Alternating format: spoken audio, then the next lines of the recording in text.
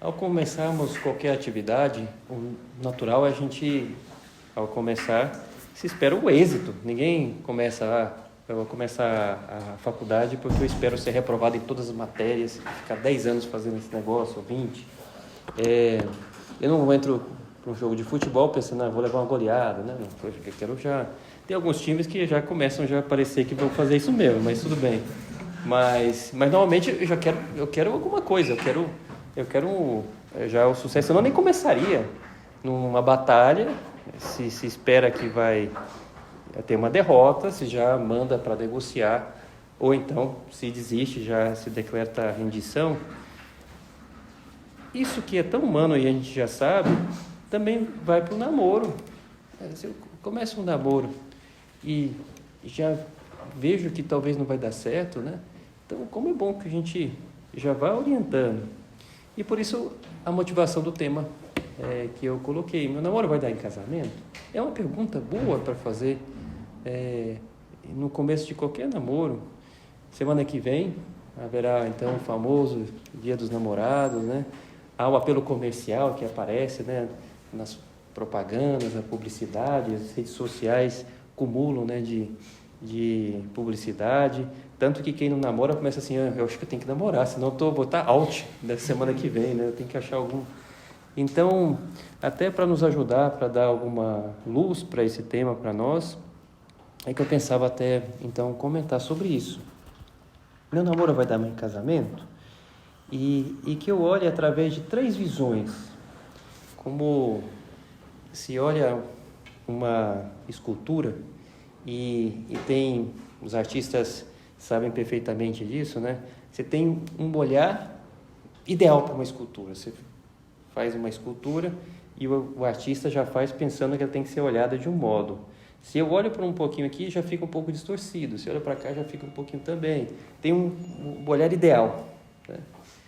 Então, ótimo. Então, se eu olho para o meu namoro e olho para esse olhar ideal, eu vejo o namoro. Mas é bom para saber se essa escritura é boa. Aliás, a melhor escultura é aquela que, mesmo olhando para outros lados, deforma um pouco, mas ainda continua sendo uma escultura boa de ser apreciada. Agora, aquela que é limitada ou péssima escultura, talvez nunca tenha olhar ideal. Toda vez que eu olho, está tudo ruim, né? Tem um melhor, assim, está melhorzinho, assim, mas ainda está muito limitada e tal. Essa aqui não é uma boa escultura.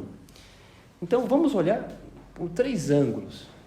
E esses 3 ângulos, é bom que tenha uma vista boa, ou seja, que eu consiga, talvez ainda não está naquela perfeição. Uma delas tem um olhar ideal, mas os outros ainda não estão.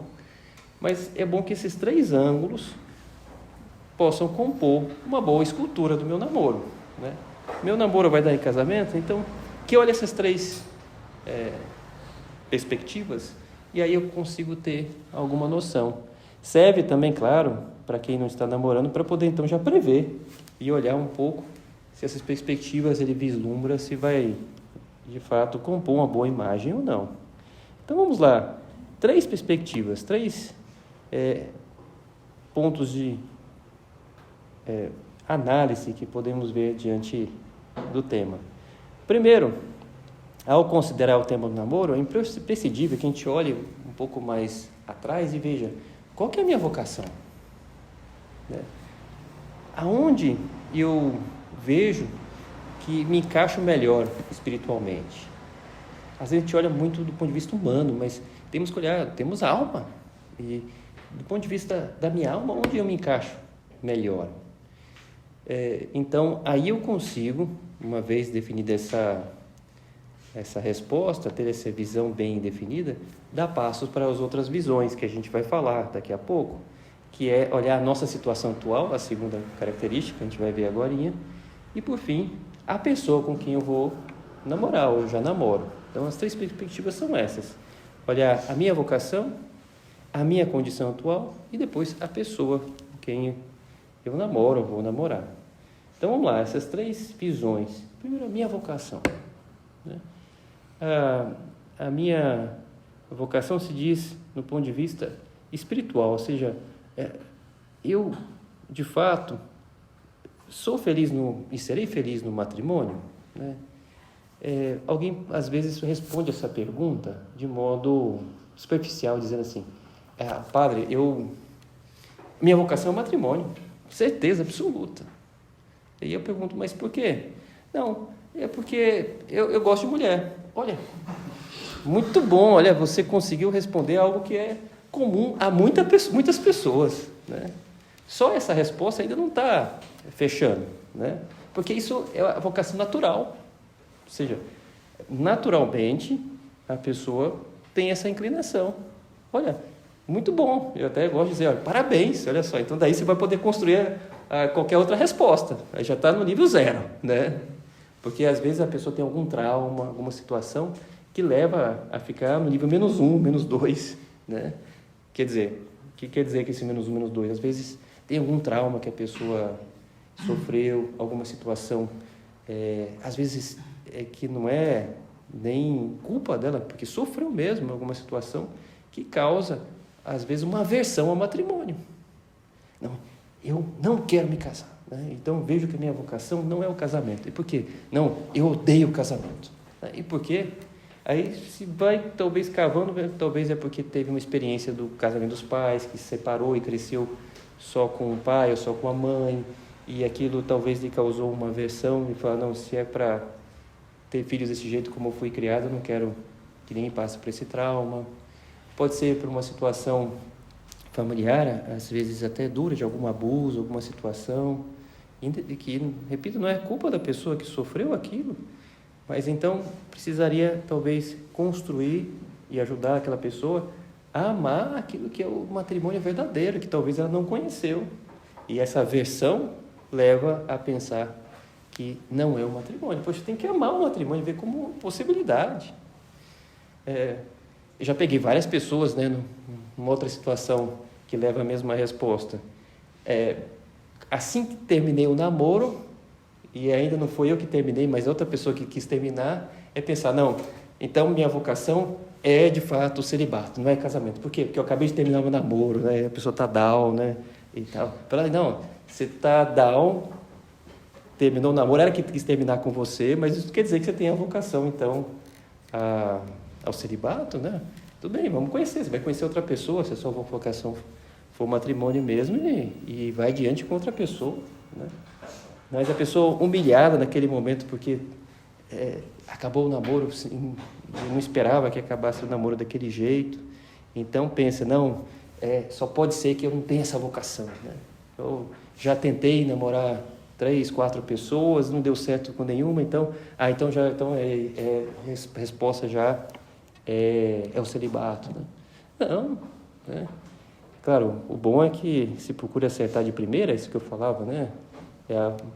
Sempre quando se começa uma atividade, se quer terminar bem, e a gente, se começa bem um namoro com maturidade, eu quero levar ele adiante para um matrimônio, mas se não for o caso, antes só do que mal acompanhado, né? Então é melhor, quem sabe terminar antes de se complicar a vida. Mas que eu olhe nesse ponto, voltando ao foco dessa primeira perspectiva, que eu vejo a minha vocação. Então, simplesmente uma inclinação a isso ou aquilo não quer dizer ainda uma resposta definitiva, porque pode ter traumas, como eu falei, que levam a pensar que é o matrimônio, traumas com o casamento. Pode haver simplesmente uma inclinação natural para uma pessoa do sexo oposto, isso também não quer dizer que seja uma vocação matrimonial, mas que eu veja profundamente aonde eu sou chamado, né? Para isso temos que vislumbrar, porque a gente não consegue ter uma visão 100%. Deus me deixa livre, eu tenho que ir à procura dessa vocação e eu vou tendo vislumbres. É como alguém que fecha os olhos e com tato começa a identificar as coisas. Se eu fecho os olhos e começo com tato, eu vejo aqui, isso aqui é uma mesa, consigo, talvez com um pouco de tempo, vou descobrindo sem a vista. Agora, se eu tivesse a vista, eu bati o olho na mesa. Mas na nossa vida, às vezes, a gente vai ter que ir assim, como que as palpadelas, e eu vou conseguindo vislumbrar minha vocação. E acerto, claro, né? Porque se eu vou assim, demora um pouco mais, mas vou acertar, né? Muitas pessoas gostariam, né? Como seria bom ter uma voz do céu que viesse, né? É matrimônio, né? Não é, né? Sei lá. uma espécie de oráculo que viesse e já resolvesse, né? Mas aí não teria a minha liberdade. Deus quer a colaboração da minha liberdade. E aí, para dar esse passo, então, da configuração da minha vocação, é interessante que saibamos que Deus primeiro me quer santo. Ele me quer no céu, fazendo a sua vontade. E aí o jeito de vislumbrar, então, qual que é a minha vocação é através disso. Porque existe primeiro a vocação universal à santidade. Deus chama todos à santidade, né? Sede santos, porque eu sou santo. Ele que nos criou, outra passagem da Escritura, antes da configuração do mundo, para que fôssemos santos na sua presença. Palavras bonitas, né? Mas quer que sejamos santos na sua presença, ou seja, muito felizes na sua companhia. Então, primeiro Deus nos chamou para voltarmos a Ele, saímos dele pela criação e agora, usando bem nossa liberdade, somos convidados a voltar para Ele. O santo é aquele que volta para Deus, é aquele que quer fazer a vontade de Deus. Então, existe primeiro essa vocação universal à santidade. E aí eu consigo ter um vislumbre da minha vocação, porque eu consigo ver qual que é aquele estado em que eu vejo que eu consigo me aproximar mais de Deus. Há pessoas que se sentem muito amados por Deus e conseguem, de certa forma, ter essa condição de ir mais rápido até viver no celibato. Outras pessoas precisam de uma ajuda. Às vezes, para entender o que eu vou explicar agora, né, eu gosto de usar o exemplo do próprio momento do casamento. Quando há o casamento, Deus dá uma graça para aqueles noivos que, depois de terminado o casamento, se tem, então, uma força especial. São duas graças. A primeira graça é aquela que cada um recebe de maneira diferente. É que o marido recebe uma graça para ajudar a esposa a chegar no céu. Ou seja, recebe toda a ajuda divina para poder ajudar a esposa a desviver-se, se for o caso, para ajudar a outra parte a se aproximar de Deus e conseguir a santidade. E a esposa faz o mesmo, recebe essa graça para fazer a mesma coisa ajudando o marido. Essa é a graça primeira do matrimônio. E a segunda, que vai para os dois juntos, é para que os dois juntos, unidos, façam o mesmo e ajudar os filhos que Deus der para aquele matrimônio, que eles ajudem a chegar no céu. Ou seja, é um caminho de alegria em que toda a família é chamada a estar no céu. Não se leva para o céu riquezas, dinheiro, um carro, não se leva. Mas eu consigo levar a minha família. Nossa, que bonito, né? A gente consegue... Essa é a maior riqueza, de levar a nossa família para o céu. Pois bem, essa é a estrutura. E o celibato? Nessa imagem, a gente tem já a explicação do celibato, bem fácil. Há algumas almas, por um dom imerecido, não é algo que eu construí, que eu fui atrás, né? Simplesmente que eu percebo, né, que Deus me chama para uma inquietação interior, me chama para esse caminho de santidade, sem precisar de uma pessoa. É como se Deus, então, dissesse, e de fato diz para algumas almas, eu não preparei ninguém para que pudesse te ajudar. Eu mesmo quero te ajudar a chegar ao céu. Posso, dar uma graça num casamento para que uma moça te ajude, mas para você eu queria que eu mesmo te ajudasse. Então, aí está, Quer dizer, é um caminho de santidade sempre, e o matrimônio se ilumina com o celibato com o matrimônio, os dois vão juntos. E algumas almas é como se Deus dissesse, você não queria que outra pessoa te ajudasse, eu mesmo quero te ajudar. Isso, claro, dá um consolo para uma alma que tem essa vocação, porque sabe que da parte de Deus não vai falhar. Pô, Deus vai colocar todo o empenho para me ajudar. Agora só depende da minha correspondência. Diferente no matrimônio, que pode ser que uma pessoa ou outra não corresponda, Deus deu a graça, mas talvez a esposa não ajudou, teve dificuldade, Deus não vai abandonar as almas, mas confia para que ajude na santidade aquela pessoa com quem se casou. Então, é aquelas almas que vão percebendo que Deus lhe chamou de modo imerecido para um caminho que Deus quer uma chamada direta, um canal direto, que eu vou te ajudar. E claro, a gente consegue vislumbrar isso se eu primeiro me empenho de fazer bem minhas orações e vou vendo se Deus vai me levando para alguma inquietação diferente. Né? Claro, eu preciso da ajuda da direção espiritual e com o tempo se vai vislumbrando isso. Né? Então, primeiro que eu vejo a minha vocação. Uma pessoa que diz de modo superficial, minha vocação é essa ou aquela, muito provavelmente vai errar nessa sua apreciação. Agora, se eu vou lá, né, com a ajuda da direção espiritual, vida de oração, vai desabrochando, né? E vai me dando uma alegria. Esse é um passo também muito bom, a pessoa dando passos para aquela vocação que vislumbra que deve ser a dele, vai experimentando alegria. Uma pessoa que vislumbra que seja o celibato, começa a viver como uma pessoa que tem um celibato, ou alguém que tem aquela mesma vocação que ele está suspeitando que seja, e experimenta uma alegria, uma realização no seu coração. A outra pessoa até tenta, mas talvez não consiga fazer, e aí talvez já está dando margem que talvez seja o matrimônio, né? Às vezes o melhor teste é a pessoa vislumbrar que talvez seja alguma coisa do celibato e tentar viver e ver se consegue ou não. Porque uma pessoa que, então eu vou testar e já vou namorar, e já tomei a decisão. E o testar no celibato não tem um compromisso de brincar com outra pessoa, porque começa o namoro e depois, vou terminar o namoro porque a minha vocação é diferente. Não brinco com o sentimento de outra pessoa também. Às vezes, o melhor modo de ver é vislumbrar, pelo menos no começo, esse contato direto com Deus, e depois vou vendo se aquilo faz sentido para a minha vida ou não. Estatisticamente, já sabemos que a maioria das pessoas eu chamo ao matrimônio. Então, é bom que a gente faça esse vislumbre. Será que não é um matrimônio? Porque quase a certeza que Deus vai me confirmar que seja um matrimônio mesmo. Mas é bom que eu faça essa pergunta, porque algumas pessoas Deus de fato vai me chamar para algo diferente.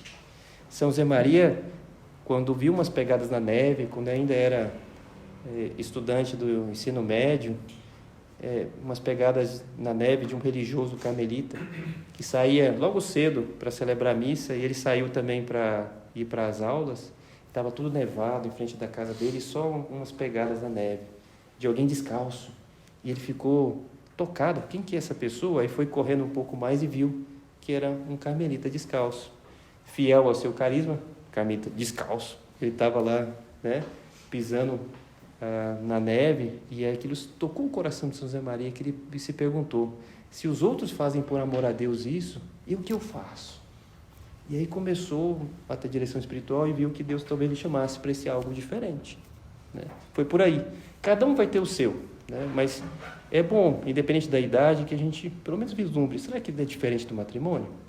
E aí depois, a maioria das vezes, Deus vai confirmar que seja um matrimônio mesmo, ou vai dar algum vislumbre que seja algo diferente, né? Se o amor mesmo humano de São José Maria dá tantas consolações, o que será um amor no céu? E o celibato é experimentar um pouquinho desse amor no céu, aqui na terra, nesse contato direto com Deus. Mas vamos lá para a segunda perspectiva, senão ficamos só na primeira, né? Que eu vislumbre a minha vocação. E se eu não tenho nenhum vislumbre, é bom, primeiro, que eu espere um momento oportuno. Se eu já tomo uma decisão de começar um namoro só porque está na modinha, propaganda, né, e tal, de repente eu posso me arrepender, brincar com o sentimento de uma pessoa, né? É algo tão importante que é bom, vale a pena esperar um tempo oportuno, né? Mas que eu veja a minha condição atual, essa é a segunda perspectiva que dizia, que eu veja a minha situação atual. Agora, a minha situação permite começar um namoro? Se a minha vocação é, de fato, a matrimonial, meu namoro vai dar em casamento se eu começo esse namoro numa condição boa, né? Alguém que não tem condição nenhuma de ganhar nada de sustento. Tudo bem, eu ainda moro com meus pais, talvez não tenha condição de me sustentar completamente, mas ganhar um dinheirinho, uma aula particular, pelo menos, seria bom, muito bom, ao começar qualquer namoro. Se eu sou um pé rapado, não consigo nada, não posso lá pedir, pai, me dá dinheiro para sair com a minha namorada, né? Vou conseguir alguma coisa, né? Senão é meu pai que está namorando, então. Né? Então, que eu consiga alguma coisa para bancar esse namoro. Nem que seja o suficiente para comprar um sorvete no final de semana. Né? Como é importante, porque isso supõe maturidade. Se eu começo um namoro, eu não estou brincando de namorar. Né?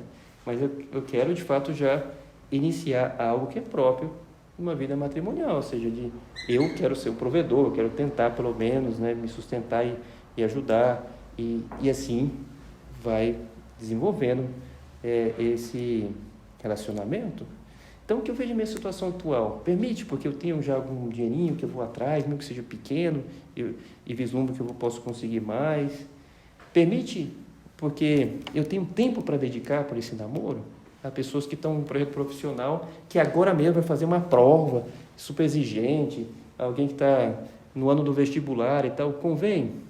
Talvez não convenha, porque eu vou brincar com o sentimento de uma pessoa, vou começar, mas não tenho nem tempo para dedicar para esse namoro.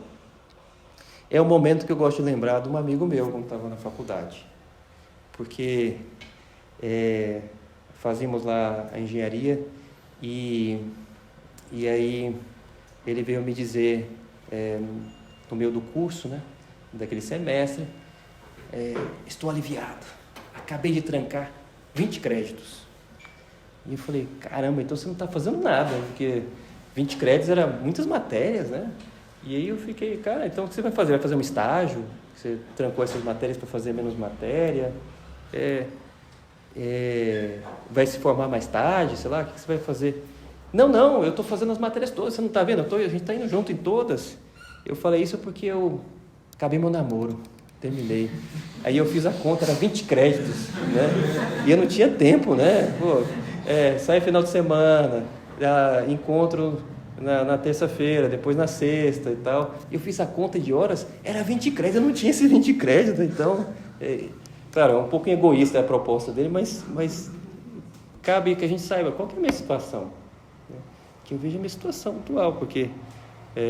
não sei se o namoro é 20 créditos, mas para ele era 20 créditos, né? Então eu tenho que saber, eu tenho 20 créditos, eu tenho disponibilidade de tempo para estar com a pessoa, para não brincar com o sentimento dessa outra pessoa. É claro que no começo do namoro não supõe que eu tenha que encontrar todos os dias, mas supõe dedicação. E permite agora a minha situação atual, né? Permite minha situação atual também do ponto de vista espiritual, porque às vezes eu tenho um defeito que eu tenho que melhorar primeiro. Jogando claro aqui, há pessoas que às vezes têm algum problema de sensualidade muito grande. Talvez eu tenha que resolver primeiro esse problema. Não é assim, eu vou namorar e resolve. Né? E em extremo tem gente que diz, não, eu me caso, eu resolvo. Não, eu sou a mesma pessoa. Tanto é assim que eu gosto de dizer, um namoro onde não há a castidade, ou seja, quando não há um respeito ao corpo da outra pessoa e se tem relação sexual, um namoro que é assim é um casamento com traição. Um namoro com sexo é um casamento com traição. O que você quer, então? Você quer, de fato, ser um traidor e ser traído também num casamento? Então, não, eu não quero. Então, viva um namoro casto, onde eu respeito o corpo da outra pessoa e procure deixar o sexo para o momento do casamento. Né? É esse treino que ajuda muito para que, de fato, esse amor seja confirmado quando há uma doação mútua, quando há um compromisso. Eu quero ficar com você, então, de fato, aí já é um momento oportuno para que tenha essa união íntima do casal. Então, o casamento não é só um momento em que liberou geral, já pode, né? E antes não. Não é isso, né? É algo muito mais rico. Depois, em algum momento, a gente pode falar da castidade, que supõe viver bem esse amor com o corpo, né? Tanto até que a castidade quer dizer exatamente isso, saber amar com o corpo, né? Não é, às vezes as pessoas confundem dizendo que castidade é só não ter relações sexuais. Não, castidade de solteiro, de casado, castidade supõe viver bem a sexualidade, é isso. Quando se fala castidade, quer dizer viver bem a sexualidade. Existe castidade de casado, solteiro, de viúvos, que viva bem a castidade. Mas que eu vejo então a minha situação atual, às vezes eu tenho uma dificuldade com a castidade que eu tenho que resolver primeiro, pelo menos a grosso modo, porque senão eu levo esse problema para o namoro. E depois, em extremo, posso levar para o matrimônio e é pior ainda, né? Vai escalando as dificuldades. Às vezes tem problema de maturidade, eu tenho que resolver esse problema meu de maturidade. Tudo supondo que eu já resolvi a primeira condição que eu dizia, que eu tenho essa vocação matrimonial. Então, se eu tenho, qual que é a minha condição atual? De defeito, condição atual de tempo, né? Se permite, então, para que vá adiante o namoro? E assim, então, vendo a minha condição atual, eu posso começar um namoro e ele tem grande chance de dar um casamento. Meu namoro vai dar em casamento? Que eu olho, então, a minha condição atual para começar um namoro. E aí se vislumbra, de fato, um casamento. Por isso, o melhor momento da condição atual é quando eu vislumbro um casamento daqui a uns 2, 3 anos. Então, se eu me vejo casado daqui a uns 2, 3 anos, então eu posso começar um namoro. Não quer dizer que tem uma regra que o namoro tem que durar 2, 3 anos, mas pelo menos eu já vejo que eu tenho condições. Então é bom momento de começar, né? Não, eu não me vejo casado daqui 2, 3 anos, talvez daqui 5. Então espera um pouco mais. Interessante a espera, porque esperar mais não é ruim. Às vezes a gente pensa, não, mas se eu esperar demais eu posso perder uma pessoa. Olhando para uma outra perspectiva, eu posso ganhar também, porque vai que eu conheço uma pessoa mais bonita mais para frente, né? Sei lá, quem disse? Ou mais bonita até de virtudes, né? Passando o tempo, estatisticamente eu conheço mais gente. Opa, talvez dê mais chance, né? Não é também que eu tenho que esperar muito tempo, né? Os caras com 60 anos, agora eu vou escolher, então, né? Mas questão de alguns anos, né? Isso é razoável, né? Se tem alguma coisa que me trava. Então, que eu veja a minha situação atual. E aos poucos eu vou conseguindo ter esse vislumbre daqui 2, 3 anos. É um bom momento, então, que eu comece um namoro. Terceira e última perspectiva. Vimos, né, que eu vejo a minha vocação, que eu vislumbre também a minha condição atual, ver se ela permite o começo de um namoro. E aí entramos no último ponto, que é também importante, a pessoa com quem eu vou começar um namoro, né? Que é determinante, né? Eu não começo um namoro por uma companhia, né? Outro dia havia um cartaz, né, de um curso que se oferecia namoro e casamento, né? E no cartaz botava uma moça puxando um cachorro. E eu falei, que tem a ver um namoro com cachorro? Será namoro com pet? O que é? Mas aí aparecia a resposta na letra pequena. O namoro é muito mais que uma companhia, né? Às vezes pessoas começam um namoro simplesmente porque quero ter uma companhia. Eu vou numa festa e todo mundo está namorando, eu tenho que levar alguém também, né? Então, eu preciso, né? A pessoa para estar não estar out na sociedade, parece que tem que, então, assumir a companhia de alguém. Então, como é bom que eu veja outra pessoa, será que essa outra pessoa também encara o namoro com esses mesmos valores que eu, né? Ou está mais como uma companhia, né? Que eu veja essa pessoa na sua integridade. Muitas vezes se pensa no namoro, mas como uma companhia que me agrada. Quando eu descubro que tem alguém que gosta de mim, vem uma espécie de paixão que é muito, no começo, egoísta, porque é aquele entusiasmo de saber, alguém gosta de mim, né? Adolescente, assim, nossa, então aí bate mais o coração e tal.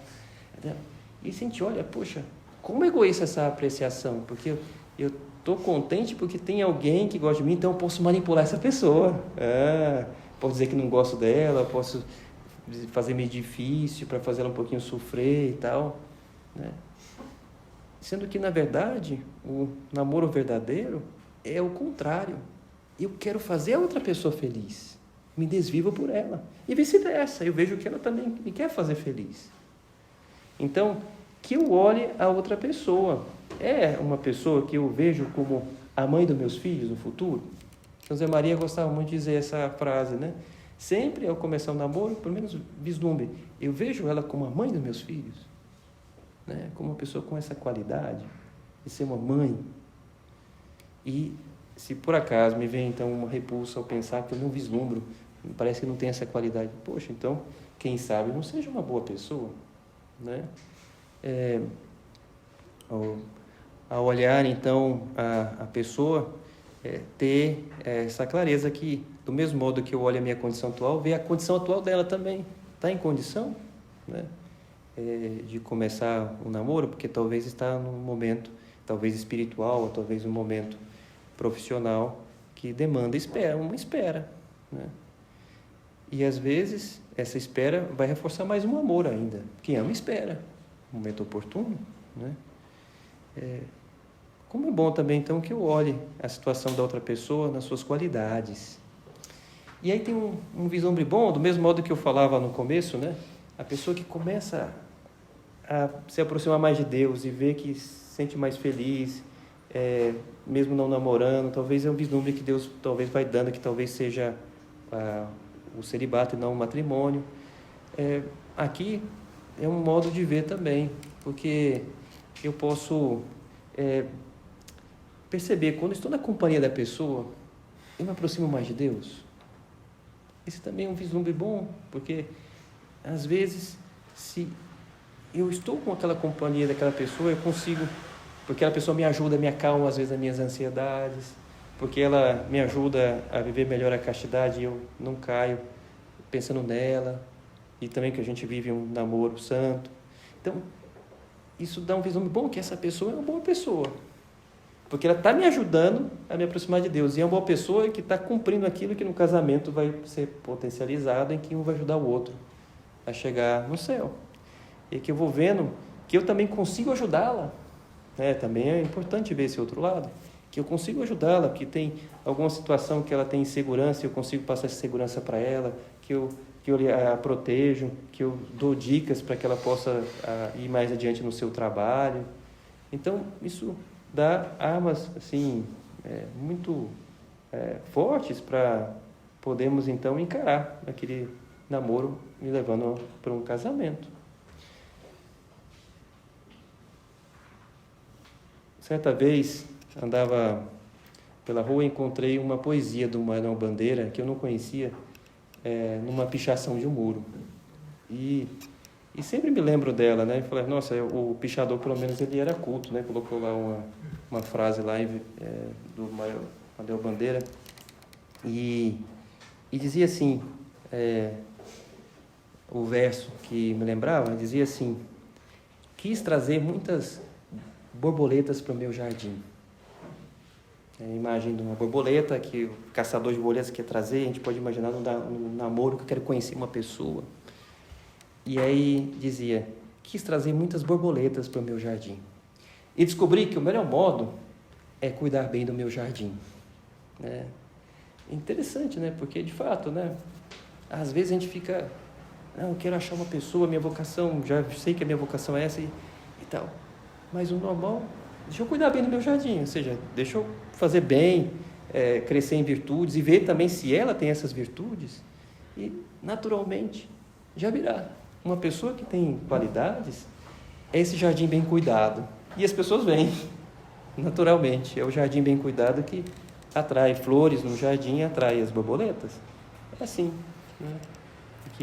que acontece naturalmente. Bom, aí está. Teria mais coisas que podíamos falar, mas que a gente olhe então essas três perspectivas para ver, meu namoro vai dar em casamento? Que eu olhe a grande chance de dar em casamento, que eu tenha um casamento com felicidade, né? Que é um caminho de felicidade mesmo, o matrimônio, que eu veja a minha vocação. E antes de começar o namoro, depois que eu veja a minha condição atual, ela permite, de fato, no começo do namoro imediato, e por fim, a pessoa com quem eu estou namorando. E para quem está namorando, vale essas mesmas condições com esses matizes, né? Sobretudo esse último que eu falava. A pessoa que eu estou namorando me ajuda a estar mais próximo de Deus, porque ela me dá uma força grande, me impede de cair nos pecados contra a castidade, me ajuda. Eu também consigo ajudá-la? Se isso não é verdade, então já acende uma luz amarela, que eu talvez tenha que rever esse meu relacionamento. Maria Santíssima, por um milagre, Maria é modelo de todas as vocações, a mãe de Jesus, porque é virgem e mãe, né? Por um milagre, Deus fez de Maria mãe, e é modelo então do matrimônio, mas também virgem, né? E teve Cristo por ação do Espírito Santo. Podemos pedir ajuda para ela, para que de fato essas 3 vislumbres, né, que falamos, 3 perspectivas, sejam bem vividas na nossa vida.